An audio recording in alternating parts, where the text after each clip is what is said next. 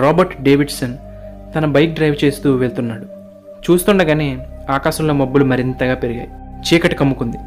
అక్కడక్కడ ఆకాశం ఉరుముతోంది. ఆల్రెడీ తుఫాను రాబోతుందనే హెచ్చరిక ఉంది. రాబర్ట్ అదేది పట్టించుకోలేదు. ఏం కాదులే అనుకున్నాడు. మరి కాస్త దూరం వెళ్ళగానే వర్షం మొదలైంది. ఇక లాభం లేదనుకుని తన బాక్స్లో దాచిన ఒక రెయిన్ కోట్ను బయటకు తీశాడు. దాన్ని అలా ధరిస్తూ ఉండగా ఆకాశం నుంచి వచ్చిన మెరుపు అతనిపై దాడి చేసింది. సుమారు 2 లక్షల వోల్టుల కరెంటు ఒక్కసారిగా అతనిలోకి ప్రవహించింది. నిల్చున్న చోటే అలా కుప్పకూలిపోయాడు. ఉలుకు పలుకు లేదు. ప్రాణం ఉందో లేదో తెలియదు. అది చూసిన కొంతమంది అక్కడికి వచ్చి అతన్ని కదిపారు. చనిపోయినట్లున్నాడు అనుకున్నారు. వెంటనే అంబులెన్స్కి కాల్ చేశారు.